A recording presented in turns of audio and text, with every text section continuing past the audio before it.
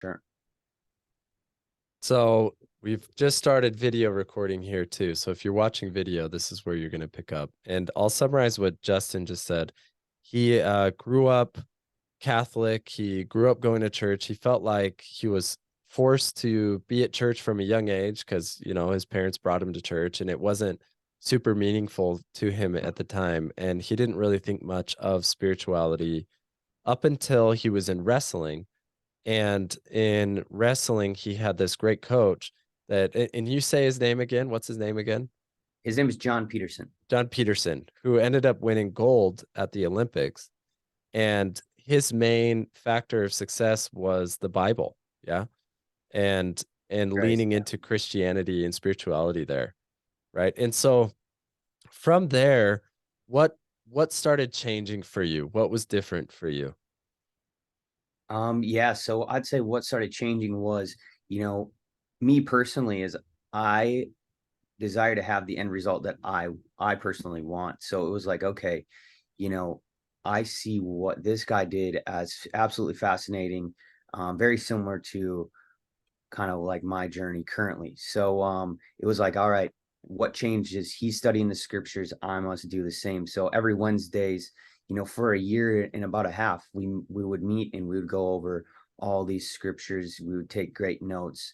And then I would go off and start to really study it on my own, which then I would say brought me back to, studying the church itself, where, maybe I got caught up into um, I think you said it on your podcast before, is the processes and systems that say are in the church rather than, God himself. Like what's more important?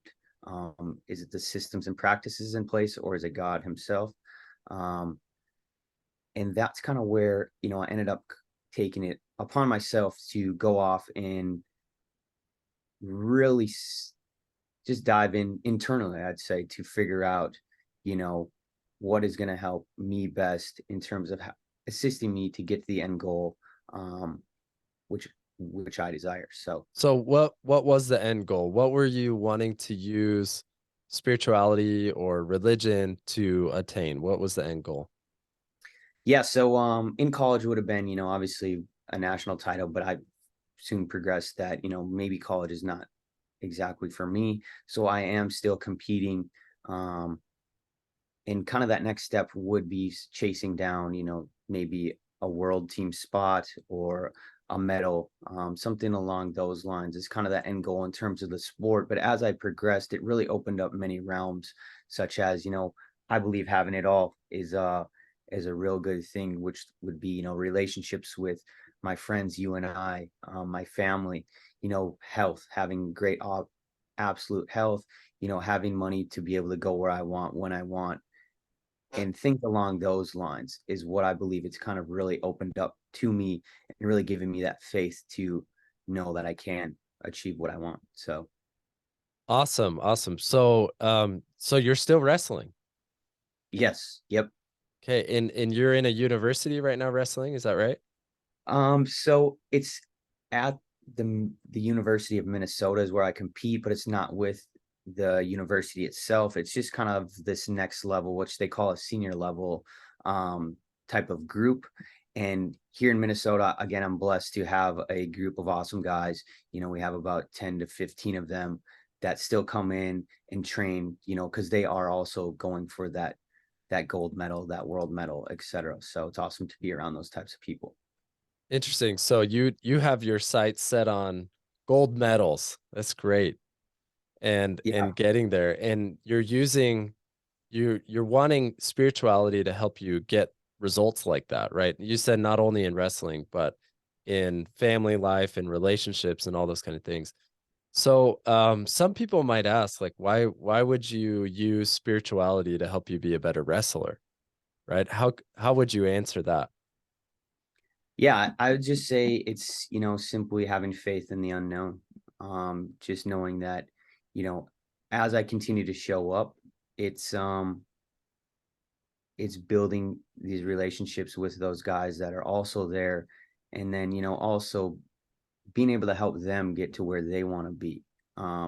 Is what I find very cool, very inspiring. Because, as time goes on, there may be somebody that is going to help me get to where I want to be. And if I can help somebody else get to where they want to be, I believe it'll come around in full circle. Cool, cool. So it's kind of like a in a spiritual aspect, it's just helping everybody improve around you, right? Making the world a better place is kind of what it sounds like. Yeah. And if I were to ask you to sum up, so one thing about this podcast is I love to explore this idea of what spiritual results are. Yeah, because in spirituality, I mean, it already the word says that it's not physical, right? It's not physical reality, it's spiritual reality. Hmm. And in order to say that spirituality works, it's like, well, you want to be able to measure it somehow. How do you measure something that's not physical, right? It's like, how do you Hmm. measure something that probably crosses into the mental emotional sphere, right? And I would say that if you read the Bible, you know, you will see that it can cross into the physical because Hmm. Jesus says that we can move mountains if we have the faith of the grain of a mustard seed, right? Right. For you, how do you measure or understand what spiritual results are using spirituality? Yeah. For me, I would say it's about congruency. It's about alignment. It's about, um, I would say that connection with the source, with God, with the Father. Um, and it's almost as if, how I want to explain this would be kind of like, you plug in a light or something, and it has a strong connection. Um, it's something that you feel internally. It's just very strong. It feels very right. It feels like kind of a moment, like you're at peak, in terms of an emotional, good, positive feeling is how I measure it. And when that say is not there, that means to me I'm maybe out of alignment and I have to correct something internally to get back to that strong connection. Yeah, so that connection, that feeling, that state of strong alignment, right? How do you know that's a spiritual result and not just an emotional mental result? Yeah. Personally, it's just off of the faith that I've created. That is a really good question. Is it just personal? Is it connected? I personally believe that it's connected to the source. Who is it to say that it's not? That is a really good question. What are your, kind of thoughts on that? Yeah, it's been a question that I've had for a while, right? Is Mm. how do I know if I'm experiencing something spiritual or if I'm experiencing something emotional or mental? Because a lot of what you're talking about, like my own upbringing, it's like if you want to know something is true, right? Like divinely true. Yeah. Mm. You pray and then the spirit speaks to your heart through feelings and whatever feelings you're feeling. And a lot of times we're in church and people are like saying, "Oh, I could feel the spirit. I bet you felt the spirit too." And it could have been during like a musical number where someone's playing an emotionally stirring musical number, right? And it's like, well, was Yeah. it the spirit or was it just like good emotionally? You know what I mean? And I think that spirituality, at least to me, is even deeper than the mental emotional sphere Hmm. because spirituality, in my own upbringing, the way I understand is that we had a life before this. That's in Mm. my own religion teaches this, right? Is we had a life before this. And I'm thinking, well, if we had a life before this, then it probably was basically an eternity of life, like just so long that we probably got to a point where we're like, okay, well, what if we want a spiritual existence? What if like a physical existence? We've mastered the spiritual essentially, right? It's Yeah. like, which is a really cool way to think, right? It's like, could we have gotten to the point where we learned everything and experienced everything that we wanted to experience as spiritual beings and then have everything essentially be reset for the physical and then experience a physical life, right? Mhm. And so within that physical life, we have a brain and we have a mind, right? And the brain is the hardware, the mind is the software, is the electrical connections, right? And the brain is the physical, like functional components, right? And we have a physical body and we have a spirit, right? So Yeah. the question is a spirit the electrical field that keeps us alive, that invigorates us in our body? Is that the spirit? Is it simply tied to emotional things? Um, I don't really know. I can't really answer that. I don't know what the answer is specifically, but I think some things that I can assume would be spiritual in nature would be revelation, for one. If I'm receiving knowledge that wasn't initially available to me, and it came to me as if it was a big package of information all at once that I understood immediately, then I would Yeah. say that's probably spirituality, because um it wasn't just emotional, right? It wasn't something that I could think of a memory and stir that emotion inside of me at any time. It was actually information that I didn't have available to me in that moment, and I had never learned before, and that information was given to me in that moment. And that to me is like, okay, that's beyond the physical. Yeah. Yeah. And the other things, you know, like I would let you go ahead and say your thoughts as I've been saying this, right?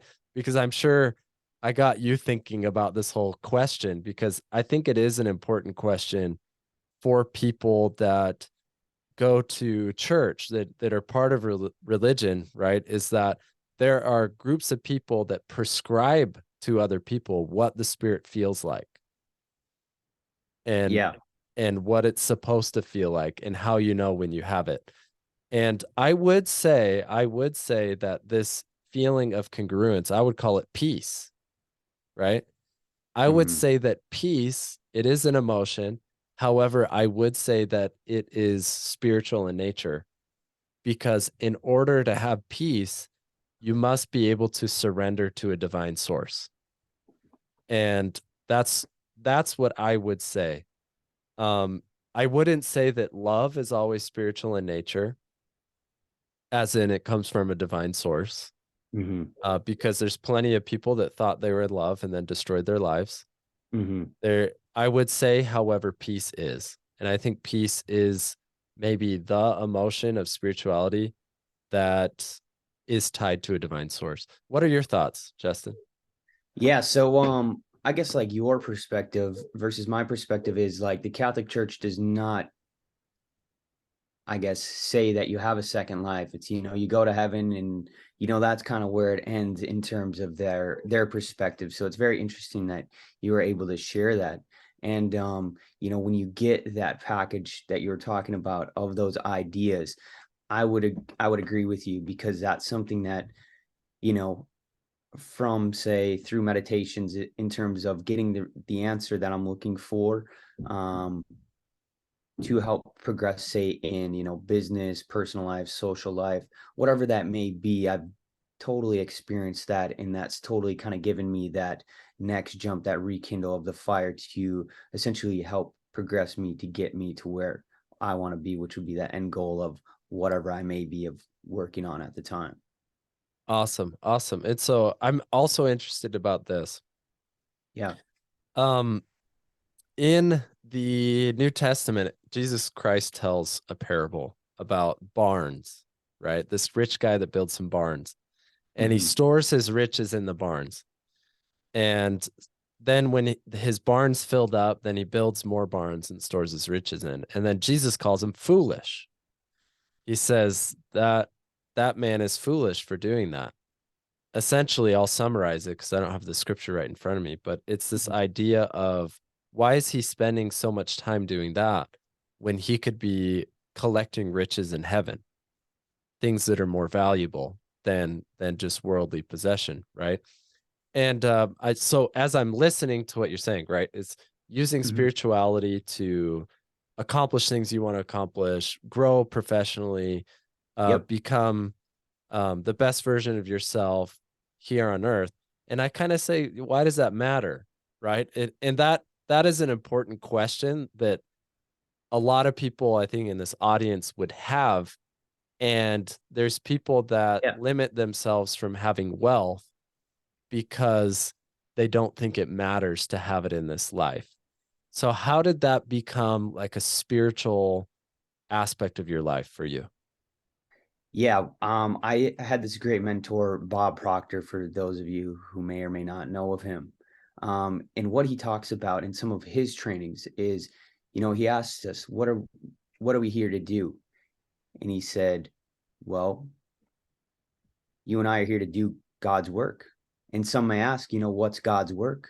Well, creation is God's work because God is the creator.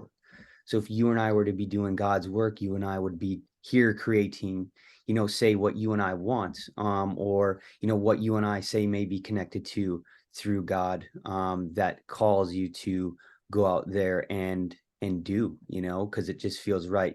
Um, you know what I mean? Like that feeling that just kind of draws you in. And as you're doing it, it's just like you feel aligned, you feel congruent the whole entire way, while you're, say, building your business or working out or, doing stuff along those lines. And what ties into that of what Bob Proctor said was, one of the verses that really stuck out to me when I used to do the Bible studies with John Peterson. It's Colossians 3:23 for those that may or may not know it. It says, work heartily for the Lord and not for man. And that's just one thing that's really stuck out to me. And, if you can work full heartedly in what you're doing, say as, a sacrifice or say out of love, peace, pure joy, that just makes it feel good. It gives me that self satisfaction that, that I'm on the right path, if that would make sense. Awesome, awesome. Yeah, and I would agree with you. I think that we have this life to enjoy it at the very base level. And Yeah. if a belief like that is keeping someone from enjoying life, I think they've really missed the mark, because this life is only possible because of God. And in my opinion, right? So other people listening to this might have a different opinion. For me, I Right. think this life is possible because of God, and that God wants us to have the best life we can possibly have. And at the same time, I think what Jesus is saying in that parable is is more of a question of motivation, right? And Mm. he's probably looking at this guy that's storing all his wealth. He's like, well, imagine what you could be doing with it, right? Right. As you have it. And there's some speculation around Mary Magdalene, by the way, Mm. that she was likely Jesus Christ's benefactor. So she was funding his mission. So Mm. she is Mary of Magdala, basically is what her name would translate to be. And that title was only available to landowners, so people that held possessions. And it's very likely that she was a very wealthy woman at the time that Yep. had quite a bit of money. And Mm. she was funding the proselytizing of Jesus Christ and his mission. And when you look at the story in that context, right, perhaps Mary Magdalene was next to Jesus Christ while he was telling it, right? Mm. That Yeah. he's using her as an example of saying, you don't store your riches in a barn, but use them to further the kingdom of God, right? Which goes to the other parable of the rich young man, right? Well, it's not even a parable, it's really just a story that happened. And Hmm. he comes up to Jesus Christ and he says, hey, I've kept all the commandments all my life. What more can I do? And Jesus says, uh, give all your riches to the poor and come follow me, right? Mm. And then he became ashamed and turned away. He couldn't do it, right? Now, the problem isn't that he was rich. And Jesus does say, it's more difficult for a rich man to pass through the eye, or than it is to enter the kingdom of heaven, than it is for a camel to pass through the eye of the needle. Now, the eye Yep. of the needle was a gate into Jerusalem. It wasn't on an actual needle, right? It was actually a gate. And what camels had to do, they had to remove all their luggage and they had to crawl in on their knees through that gate into Jerusalem in order to enter. And what he's saying is they're too attached to the riches. Right. Yeah, they're more attached to the riches than they are to God. Yeah. And he's telling him in that experience, and really would he tell the people that are following him that just because he has bread and fish, in those stories in the New Testament, would he tell those people to stop like pursuing wealth in their life? Because whenever he didn't have bread or fish, they wouldn't follow him anymore. Mm, Right. So like if he had bread and fish, then they'd be there. So what was the motivation for them being there? Well, they were in a state of lack, right? They didn't have food. They weren't mm, there for spirituality anyway. So I would say on the flip side, that story says definitely provide for yourself and learn to master wealth so you don't get confused by scarcity and survival. And that scarcity and survival becomes your God instead of God becoming your God. And then the other side is when you have all this wealth, when you have everything you want, don't hmm. become so attached to it more than your God, right? And this is basically Jesus Christ saying, what are you attached to other than God? If you're attached to anything other than God, then it doesn't really serve you, right? And now at the same time, I think he's very wise and generous and loving, and he allows people to be attached to things at certain times in their lives just Huh. to experience it, because this life ultimately is an experience. So as you are pursuing your career, wealth, family, relationships, it sounds like a lot of what you're wanting to do is improving the lives of others, right? And Right. what do you see in your future? What are you going to be accomplishing, and how are you going to involve God in what you accomplish? Yeah. So, come the future, I would love to share, the things that I've been able to learn, the things that have been able to help me progress, which may ultimately help others progress. And I think a lot of it comes through, some of the teachings that the Christ may have done, especially when you're able to transition them into, say, real life, real world stuff, and give open-minded questions that really allow the individual that's there learning from you to really consider. Because one of the best questions that I've ever been told is, you know the answer you're looking for may just be in the things that you have never considered. So that's what I would love to do, is open up the minds of those that are there to learn and listen and really get them to consider, having the perspective of open to all things, be open minded to all ideas, simply be attached to none of them.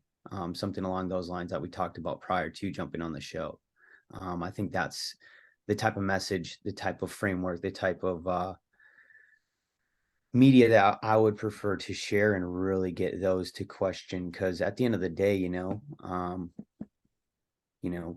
you spend your time with yourself more than anyone else, say, in this world. So, as long as you can, learn how to ask yourself those types of questions, you can, I believe, progress towards that end goal of what you're wanting. Awesome, awesome. And I have just some questions for you.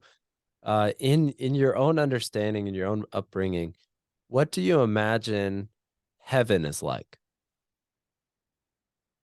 Um, yeah, another good question. I believe it's, the way they talk about it, the way I was told about it is it's essentially, you know, one of the greatest, beautifulest places, you ever could imagine. Um, and simply with that being said, I think it would be cool to learn how can I experience that now, say here on earth, how much pleasure can I enjoy here on earth, as I progress towards that end state, which would be heaven, I guess, if you want to call that. So there's no like specific image of your mind of what you would be doing in heaven, what would happen there. It's just kind of beyond imagination. Yeah, more so probably in a spiritual realm, maybe as a spirit is how I would envision it. I know the Bible talks about the dimensions of heaven, for example, and how many cubic blocks or something they call it. I'm not exactly Sure. They kind of paint that picture there. I'm not sure if it's in Revelations, of when they talk about it. I just remember reading about it. It was just, to me, it kind of seemed like an area that was built up to kind of keep everyone in. Maybe that is it. Maybe it's not. I just, kind of what I remember from it. But mainly, yeah, I just imagine it as something um, unimaginably positive Hmm. for sure. And how does your concept of heaven shape your personal decisions every day? Yeah, so I would say, with heaven being an unimaginable, positive, loving place, that's what I would want to have here right now, is an awesome, positive, peaceful, abundant life. And I believe, that kind of prepares I and you to enjoy that as we get to that place in time, as our lives progress and say we get to that end state. I like that perspective. Yeah, the reason why I love it is because in the New Testament, Jesus Christ talks a lot about the kingdom of heaven. Mm, And why would he talk about the kingdom of heaven as if it was on earth, right? Why would he talk about it to these people in their situation if heaven is just afterward? You know what I mean? And but yeah, he tells all his parables in a way as if you could have it now, right? And that's a lot of what you're saying, right? And I right. particularly love the parable of the pearl of great price, which Mm, is essentially Jesus tells a story how a man comes across a field, and in that field there's a pearl that's of great price, extreme value, way worth way more than what the field is. Yeah. And he goes home and he sells everything that he owns just so he can buy the field, yep, which means he gets the pearl, right? right. And it's this idea of when you truly understand how valuable that pearl of great price is, which is the kingdom of heaven, right? That's basically here on earth, that you would give up everything that you own just to have it. Mm, And he told parables about this all the time, about the kingdom of heaven and as if it was here on earth. And I truly do believe it's here on earth because we can exercise faith in Jesus Christ and in a divine source, and we can see outcomes that maybe would not have been possible otherwise. And it's this level of truth that I believe most people haven't really experienced in their life, and this level of trust, I would say as well, that few people have really experienced in their life. And I think there's a lot that gets in the way of people really understanding that the kingdom of heaven is here and now. What in your mm. mind, what led you to this belief that you can have heaven now? Yeah, so if you don't mind me pulling it up, I'll probably just read it right out of the scriptures. I know I mentioned it to you prior to getting on the podcast. Um, it's just John verse 14, um or John 14 verse 12.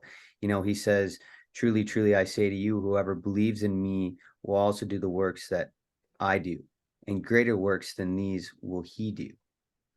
Um, and with him saying that, it kind of stands out to me that Jesus is saying that you and I can do greater things than, say, what he is out there doing currently back in his time, which, those great things are, something along the lines of healing the blind, feeding thousands of people, etc.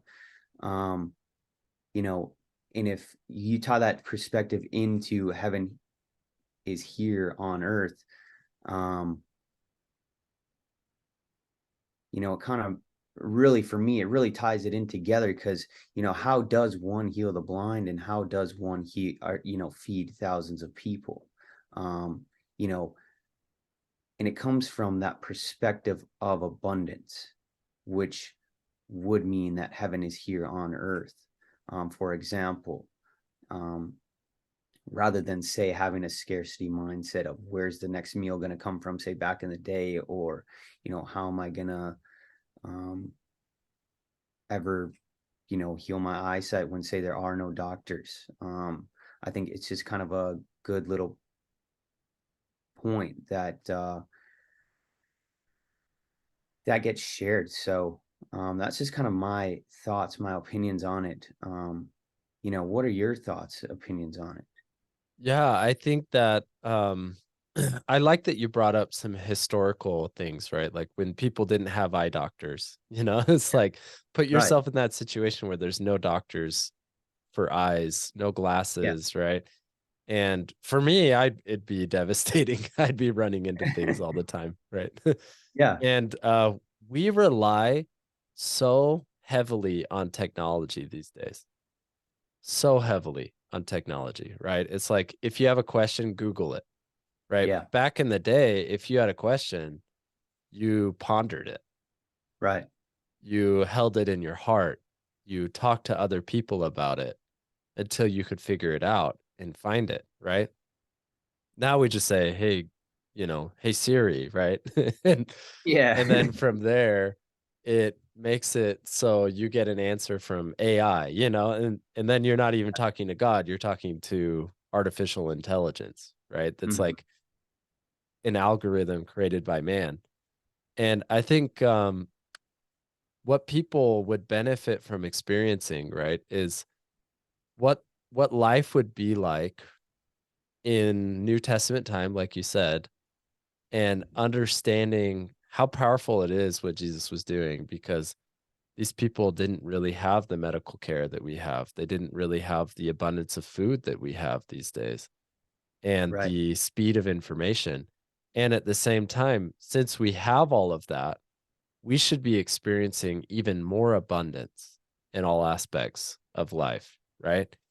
Agreed. And I do think that some of the beliefs that get in the way of people really knowing heaven is here on earth is this idea. Yeah, scarcity, I think, is a belief there, that there's not enough money, food, time, energy, space, or love for them, when in reality, there's more than they could ever contain or handle. Agreed. And another belief that I think keeps people from really understanding that heaven is here on earth is they don't really understand their true identity of who they Mm. actually are, right? I mean, let's just look at it at a scientific level. Mhm. Where else do we know of in our known universe where there are living beings Yeah. that are I'm intelligent and conscious? If we're looking at a scientific level, we are gods. There's no one above us in the known Mhm. universe. We are literally the gods of the entire universe if we look at it in a scientific level, right? Because it's Mhm. like, where else can you go in the entire universe and even on our planet? And we're humans, right? And experience critical thought, right? You can't Yeah. go anywhere Right. else. Like, we are the only species in the known universe that can do critical thinking. And that's just like a portion of some things we can do. Mhm. And so a lot of people just don't know who they are. For me, my belief is in my upbringing is that I'm born out of the intelligence of God, I like. and that God created my spirit out of that intelligence and then taught me for an eternity of time as a spirit, and then came here in the physical to experience the physical while still containing all the spiritual genetic code and information that I had accumulated throughout an eternity. And when you look at it that perspective, you're like, okay, not only in a scientific level are you a god, but in a spiritual aspect, you're a god because you have the DNA, right? You are Right. constructed of that. And even in the New Testament, it talks about us being sons of Christ, right? Right. Sons of God, right? Sons of Christ. And I wholly believe that. And I think that people lose sight of that connectedness that we have, that heritage that we have with God.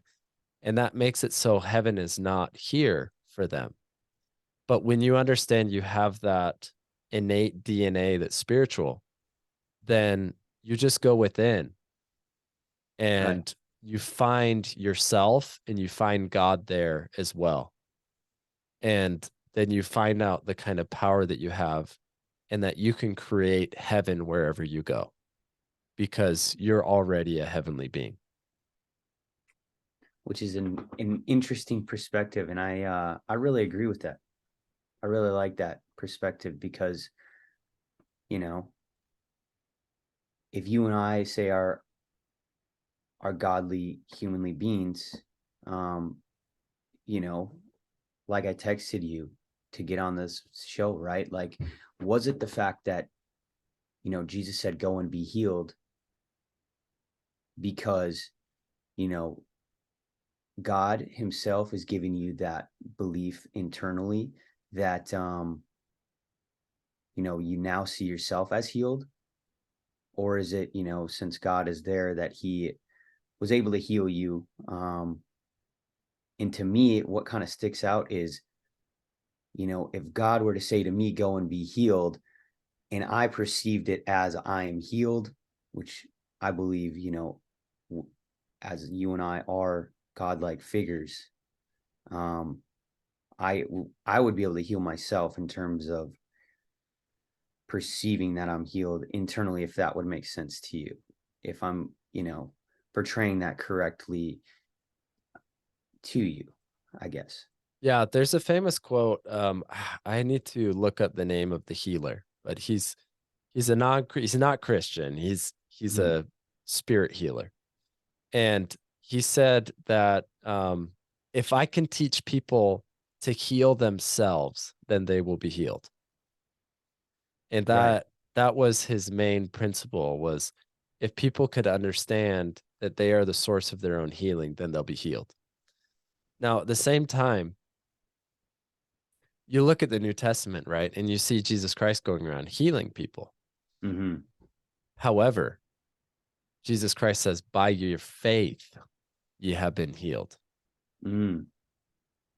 Interesting, right? Right. And it is the power of Jesus Christ is all around us all the time. I believe it is the life force of everything, right? It is the reason why we are alive, is that power of Jesus Christ. And that's why we're alive in Christ, right? And that his light is all around us, and the light illuminates our knowledge, our intelligence, and everything. Now, at the same time, I do think that, like you said, healing happens because of you, because you choose to be healed. Right. You heal yourself, and it's by Right. your own faith that you're healed. Mm-hmm. And Jesus Christ says that in the scriptures many times, right? And he uses his power according to their faith.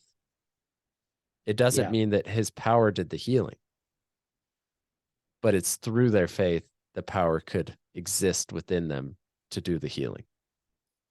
And yeah, where I find that very interesting is if it all say starts in the mind, where does it come to next? And what I see Jesus as is a master of language, a master of linguistics, um, by the words he uses. Because say if it starts in the mind and every word that you and I use dictates and alters the future of our reality, for example, um, his language was on point to help give them those give those people that faith that again they are needing to allow themselves to go out there and heal. Absolutely. Yeah, he linguistically was very powerful. And in the podcast I've spoken about hypnosis. Mm-hmm. And a lot of things that Jesus Christ were hypnotic, and I mean, just basically everything he did was hypnotic in nature. And you have to look at hypno. So there's a stigma around hypnosis, right? It's like if I Right. say hypnosis, people are like, oh, like stage hypnotists and like Yeah. people quacking like ducks or Nobody whatever, right? you It's do like, that, right? okay, so yeah, there is a thing called stage hypnotism, but that's hardly what hypnotism is. Hypnotism is really, the way I like to describe it, it is being extremely influential in how you give instructions. Yeah, Hmm. because the person, no one can actually just be hypnotized by someone against their will. That just will Right. never happen. I mean, there's Exactly. reasons why people rejected Jesus Christ, because if he really wanted to, he could uh, control them even more through his power, but he didn't. Hmm. And he allowed people to reject him. And that's an important thing to understand about hypnosis, is that it isn't mind control, right? It's like it doesn't Yeah. make people do things. It's Right. just how good are you are at giving irresistible instructions. Like how irresistible are your instructions? In fact, I hypnotized someone once to pretend, well, in their mind, I wanted them to become Hmm. straight as a plank, and basically their body was spread out between two chairs, their heels on one chair and their head on another chair, and they were totally flat and planked between them. And Hmm. it was easy for them to do, like really simple. And you're a wrestler. I mean, you do a lot of physical athletic things, and that would be a Yeah. challenge, right? And Yeah. Try it. I all I did was use hypnosis to get him into that state of mind to where he believed that he could do it, and that he put his body into that altered state where it happened. And I used a metaphor about a tree. So I Mm. had him imagine that his roots were going deep in the ground, and at the bottom where his roots were going was wealth, Mm. where he could get all the resources he ever wanted. And as he's pulling up that energy from the well of wealth, that his body became more strong and rigid like a tree. Mm. Right. And then from there, he was like really straight and planked. Right. He was like Yeah. really into it, and that's hypnosis, right? It's you give irresistible instructions. That's how you do hypnosis. Yeah, and I believe good positive suggestions are a must in today's world. If you're going to talk about hypnosis, I think it's in, almost everything, all the social medias, all TV, all radio. Um, and I think you and I's job is to understand it and know how to say protect yourself against it. Because I do believe, say, if we're talking about a spiritual reality, I believe it is a battle of good versus evil in a sense. Is it good suggestions? Is it not positive suggestions? Um, and if you do not know how to protect yourself against the not positive suggestions, you may fall into the trap of the not positive suggestions. For example, look at the billboards that you see on the side of the road. Like, I see them as not positive suggestions because they say don't text and drive, or don't drive drowsy, something along those lines. And if you think about it, don't is a negation word that some may or may not know. And that can alter the way you perceive it, which, you know, is why Milton Erickson, for example, was so good at it. Yeah, he was really good at hypnosis, and really to understand, right? A hypnotist controls the focus of thought, is what it is. Yeah. And you can say something like last night so we're putting in new flooring in my kids' room. And there's a Mm-hmm. portion of the flooring that if they step on it, it would crack and it would ruin the flooring. So I had to teach, I said, "Hey, don't step on this." Right? Like Yeah. jump. And they just kept jumping back and forth over the line, like stressing me out. I'm like, "Oh my gosh, they're so focused on not stepping on it that now it's become a game to like jump over it over and over and over." And I'm like starting to stress out, and I'm like, "Oh Yeah. man, I should have given better instructions," right? It's like Right. I should have been like, "Get in your bed. They're boats." And like Yeah. you live in this imaginary fairyland in your bed, and they don't even think anything about the wood floor, right? It's a Right. matter of controlling focus. And I mean, here in Utah, if you drive down the freeway, there's some big signs, and it says one is like, "Have you been in an accident?" question mark, and it's got this like picture of a car and a person flying out of a car. I'm like, okay, that should just be illegal to be on the road. Like people should not be Yeah. focusing on that while they're driving. Like that Granted, is not okay. I totally agree. And for those of you that are, say, maybe driving, you guys all drive safe and healthy and get to where you want to go for sure. For Yeah, sure. absolutely. And um, I would say I want to ask you this as well, Justin. Yep. As you have been diving into spirituality and your connection with God, what evidences do you have for yourself? What are some experiences that you've had in your life that have shown you you're like, okay, God is real, God lives, or His Spirit is real, or I'm definitely connected to a divine source. What is something that you could share with the audience? Yeah. So I would say it's just the people that have been brought into my life. Um, say you, for example, it's just building those great relationships. Because that's really what I believe it's about. And as I progress, I continuously meet new people that are say on the same exact mission. And it's all like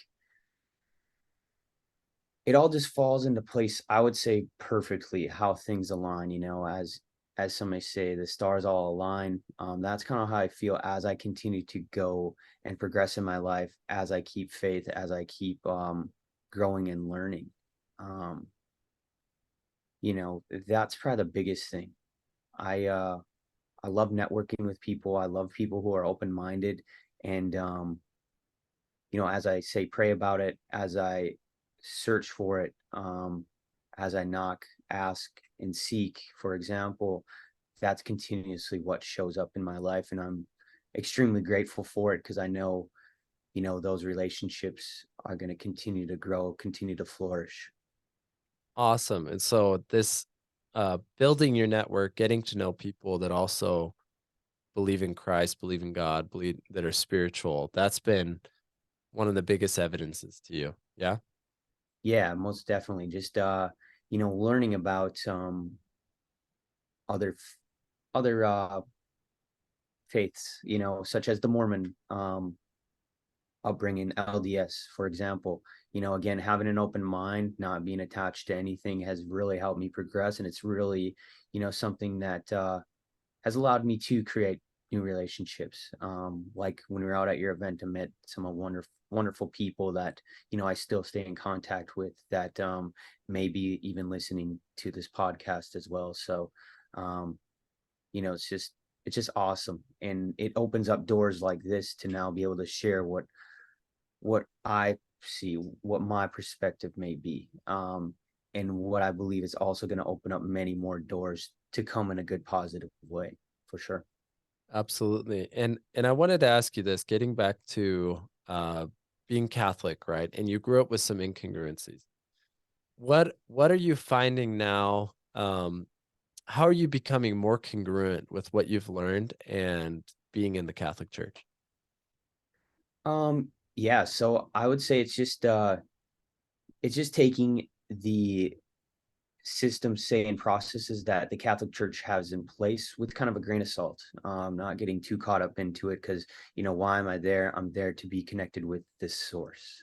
That's why I'm there. I'm there to, um, be connected to the source and receive the messages that are going to help me, say, influence more people because that's what I find very fascinating and very interesting to do. So it's, you know, being able to just stay open minded there and try new things out, maybe go to new areas and new churches as well to seek the message that is there for me. Interesting. So do you feel still really rooted in the Catholic Church, as in that is like the default place where you want to go to church? You mentioned that you would go try in other denominations and see what they teach and everything. Uh, what is your connection to the Catholic Church now? Like, there's just to give an example, right? People almost identify as a religion, right? It's like they use it in an I am statement, Yep. right? Do you use I am Catholic as a statement, or are you kind of fluid in how you go about religion? How do you approach it? Yeah, great question. So I mean, sure, I can say I'm Catholic because that's where I was baptized. um again, I just take it with a grain of salt. I'm there to connect to the source, connect to God, learn through the prophet Jesus Christ. And with that being said, I'm very open to all. I would not say I'm tied to Catholic religion. It was just one of those things where I personally took a break and I found that I'm still connected to the source by being elsewhere, by taking time for myself to really explore, to really experience. So yeah, I would say I'm open. I'm not tied to any sort of thing. I'm here to learn and figure out what's going to work, say best for me personally. Awesome. And what are some things specifically that you take with a grain of salt? Yeah, so I guess it would just be, as you come into the Catholic Church, you know, what I was anchored to is really they pound in is like being a sinner, and that to me is not positive, and that to me gives me a not positive feeling. And I allowed it to anchor into me internally, which gave me an incongruency while being there, to where it's just like, okay, now with the trainings that I've been able to take, it's more so like, what can I learn from this? And when did I decide this? And what do I prefer to have instead? Um, those are just some of the small little things that I would say I'd take with a grain of salt, while being in the church, is not allowing that not positive feeling to anchor in to me internally to affect my relationship with, say, God at the time. Interesting. So it's more of this idea of identifying as a sinner, right? Yeah, And to take yeah, that with a grain of salt. Yeah. And yeah, how has that helped you out to release that? yeah. Because I would say it gives me just a not positive, connotation being a sinner, right? I understand it may be taught in more than just say the Catholic Church, um, but it's just ever since I brought up, it just gave it a negative, a not positive connotation around being, say, a sinner, to where, you know, taking myself out of the box, out of that perspective, and finding a new perspective around it that aligns me, that makes me feel congruent is how, I say I was able to kind of reframe myself in a sense.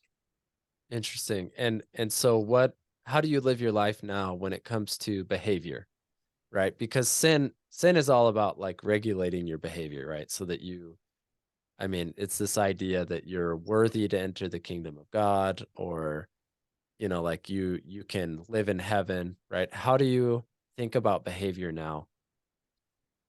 Yeah. So, for behavior, if you're going to model against someone, if Jesus Christ say was perfect, he would be a great role model to essentially represent yourself. And really asking yourself, every decision you make, you know, am I congruent with it? Is it positive? Is it not positive? I personally try to make more positive decisions, and I prefer to make all my decisions positive, that are aligned, that are congruent. Because I think it was you that said, if it's the wrong decision, you'll find out really fast, and I truly believe that. Yeah, absolutely. I think for me, similar, right? I think growing up in an LDS upbringing, Church of Jesus Christ of Latter-day Saints upbringing, is there is a big focus on being worthy and not sinning, right? There's Yeah, that not, right? That don't yeah, sin, right? It just kind yeah, of yeah, puts your focus in the wrong place. And it does say in the Bible, are we not all sinners, right? And that is Paul. At the same time, I look at that and it's kind of like, why does it matter then? Like who cares, right? It's the point isn't sin. The point is relying on Jesus Christ and to let him help you have the best life possible. And I think we think of commandments as like rules, like in a school, right? It's like if you're late to class, you get detention, right? Kind of yeah. rules, It's like those Right. kind of things. If you're fighting in class, you get expelled, right? And then you get expelled out of heaven, right? If you don't keep commandments. Well, I don't think that's true at all. I think really what commandments are guidelines, and they say this is how you, these are some obvious guidelines of how you could have a happy life, right? And in my own opinion, I think there are only three commandments. And it's love God with all your heart, might, mind, and strength, and love your neighbor as yourself. So there's three, not two. Yeah. Mm. Love Yeah. God, love your neighbor, and love yourself. Those are three commandments. When you do those three, you'll behave great, right? Like there's not going to be any behavioral issues that you have in your life when you truly love God, you love your neighbor, and you love yourself, because that love that you create, right, inside of you, that is what creates your actions. That's what creates your behaviors. And the best way to love God is to get to know him. And Hmm. the best way to get to know God is to get to know yourself, right? And as you get to know yourself, you love yourself, then you can't help but love your neighbor. In Right. fact, you can really only love your neighbor and God as much as you love yourself. And the reality is, you don't love God if you don't love yourself, because you are God's creation. And if I you like. don't love God's creation, you don't love God. And these are, instead of thinking of it as sin, right? Mhm. As my behaviors are not good, or my behaviors are bad, or they're good or not good, or whatever, or not bad, right? My behaviors weren't that bad. Yeah, like it's it's more of a question of, do I truly love myself? Do I truly love God? Do I Mhm. truly love my neighbor? Because as I live those commandments, then I will be having the most fulfilling, joy filled life that I could ever have. And if I'm living that way now, imagine how I'll live after I die.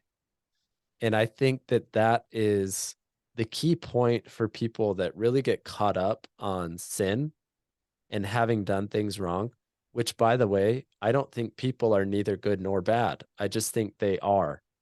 Just whoever they are is who they are. Now, Yeah. behaviors, I do believe that behaviors can be labeled good or bad. I totally agree with that. But people are not their behaviors. Right. And you need to be able to look at people with love, right? And I think that here's another interesting concept about loving your neighbor. Yeah. Mhm. I know people that are pretty harsh on people around them. And the Yeah. only reason they're harsh with those people is because they're harsh with themselves. And you can't love your neighbor until you love yourself first. And it's just, if you notice that you're really strict, let's say you have kids, you're really strict on your kids, or you're really strict on your coworkers, it's because you're really strict on yourself and you're not letting yourself live the way that you want to live. Because the reality is that people are an experience. You're meant to experience other people. You're not meant to control them. Right. They're brought into your life for you to experience. Right? Now, if they're, you know, all of you are safe and healthy, but if someone's causing harm, right? Like make sure you don't you find a different experience, right? Like that's It's a just smart feedback, idea. right? It's just feedback, yeah. And Yeah. so I think of sin that way. It's really, sin is this concept and idea of what is separating us from living like God now. Mm. And that's everything that falls in that category I would consider sin. So I actually have a broader definition of sin than probably most denominations. I would say eating chips until you gain a few pounds would be sin, because it's not really giving you the healthiest body that you could possibly have, which would give you the greatest joy, Mm. right? Now, the thing is, sin has all this, it's anchored to all this negativity, right? But the reality is, anything that separates you from the joy of God is sin. And what Jesus Christ offers is to learn to live joyfully with him. And so, yeah, I like your thoughts, how you've moved away from this I am a sinner mentality, right? Because I think that everyone in Christianity needs to move away from that. That's going to be a huge impact. Right. And I believe it'll give them a lot more congruency, a lot more positivity as they move forward. Because it's ever since I've been a little kid, it gave me that not positive anchoring feeling, just pounded over and over and over and over. So it's just through the trainings again that I've been able to experience and invest into, which allow me to you know really change that perspective and help me in certain types of ways there, for sure. Absolutely. And I wanted to ask, so do you read the Bible regularly? How often do you use scripture? Yeah. And yeah, go ahead. Sorry. I would say, throughout my college journey, it was daily.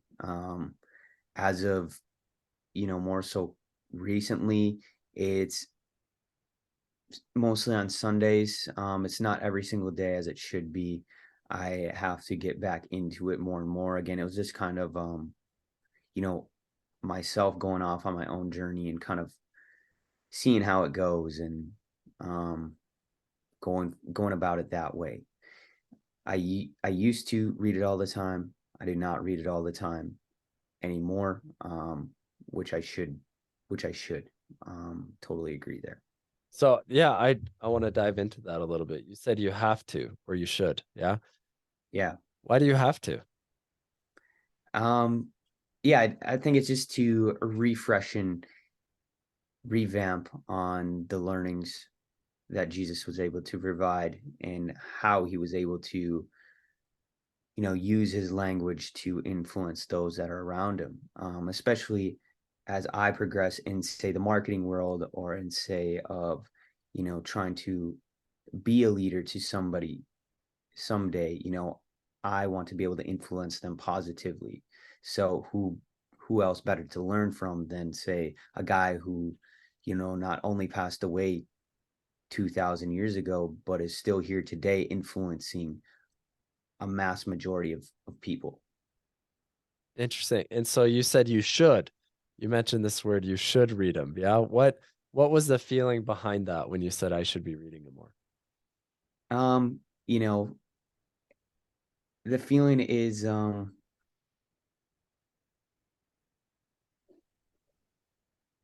just to be, I'd say, more congruent, um, more aligned, especially with what I'm trying to create, if that answers your question.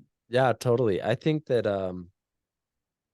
there's there's sometimes this guilt around not reading scriptures or not praying, you know what I mean? For And sure. um I think like scriptures, we have conversation. I tell you all these parables and these stories and everything because I'm well versed. I know the scriptures really well. I like them. Yeah. Um, but they're not, I don't know. I don't think they're meant to be something that you feel guilty about if you don't read them. You know what I mean? I think they are a resource, a treasure that someone uses when they want knowledge, that might be able to help them discover something they didn't know about themselves or discover Agreed. something they didn't know about God, and how to align their thoughts, like you said, have alignment to God and build that trust. There's a lot of people I've noticed that feel guilty when they don't read scriptures or they don't pray, right? And it's like, well, Yeah. why? It's nothing to feel guilty about. I think it's just a state of learning. Some people don't read, right? And if they come back to read scriptures because they felt guilty about it, there's nothing wrong with that either. It's like you can use whatever motivation you want. I would just say that the best motivation is when you say, I really just want to find some answers and really unlock some stuff for me, and like get Great. in get in that mindset of like personal growth and personal development. It's like, yeah, I'm diving into this because there are unlocked secrets for me in here that are going to give me more joy and happiness, and it's like Right. it's there whenever I want it. For me, I've focused a lot on having scripture be in my heart Hmm. and prayer being in my heart, because to me it's not only just a thing you read, it's also a state of mind. And as you go around, right, it's you can look at situations and you can remember scriptures for that circumstance or that situation. Like one that I have in my heart a lot is fear not and know that I am God. Right. Mm, So like as circumstances come up that are like, okay, this is a challenge to me, who I am, right? What I understand the world is and the circumstances that I'm in. And then that scripture comes to mind, fear not, know that I'm God. Then I go, okay, I can trust. right. I can trust. Yeah. And this is, I think, a powerful shift to have in spirituality is to understand that you don't have to do it. Hmm. Right. Which is like really goes in the face of everything that people learn in religion, right? Yeah. You don't have to read scriptures. You don't have to go to church. You don't have to pray. You don't have to fast. You don't have to commune. You don't have to get to know other people, right? And like you said earlier on, you said you felt forced to go to church, right? Hmm. And these are forceful words, things like I have to read again and I should, yeah? And Right. so these are things that it's like you could reframe how you view it all, and then you're no longer feeling forced to do anything. And people ask me, what's my relation to the LDS church? I say, I go to it, I commune, I get to know people, I participate fully, but I'm not controlled by it. Mm, And like, there's some things that happen where it's like, the leader will say this, and I disagree. And I hmm. say, that's not right for me. Like, for Same. me individually, that's not right for me. And I'm totally fine with other people saying that's right for me, what they say. But Hmm. ultimately, it's your life and it's your spiritual connection with God. It's not owned by a church. And to me, spirituality is non denominational. It Hmm. doesn't have a label to it, or else that would ruin what spirituality is, which is that which has no labels, right? It's supposed to be labelless because it's totally unattached. Yeah.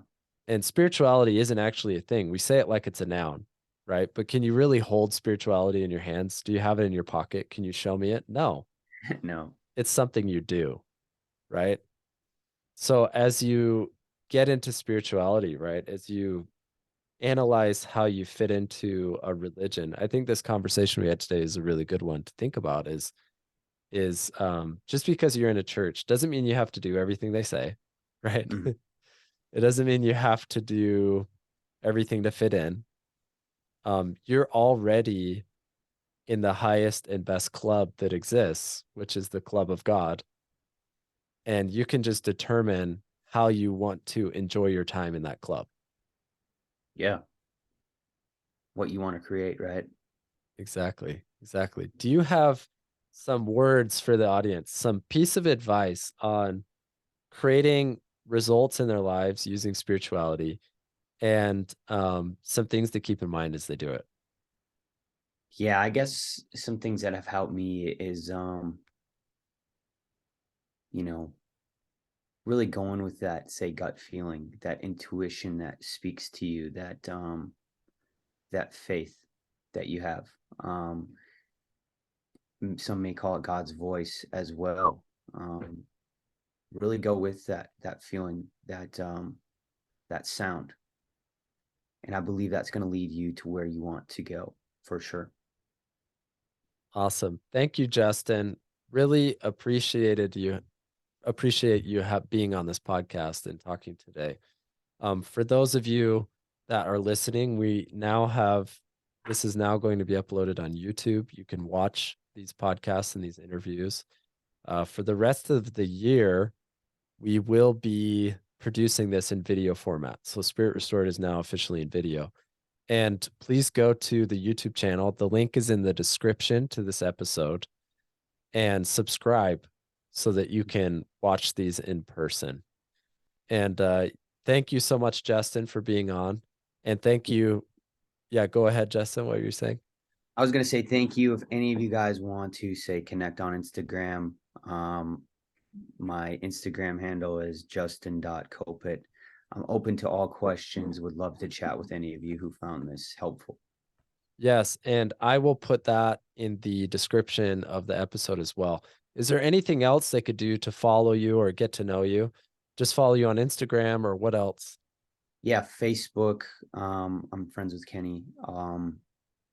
YouTube, we're still working on it, and hopefully we'll have a podcast soon coming out. Awesome. I'll keep everybody in the loop on that when Justin releases that. You'll share it with me and then I'll share it on my own social media pages. Yeah, I Thank appreciate it. Absolutely. Thank you everyone and we will talk next week.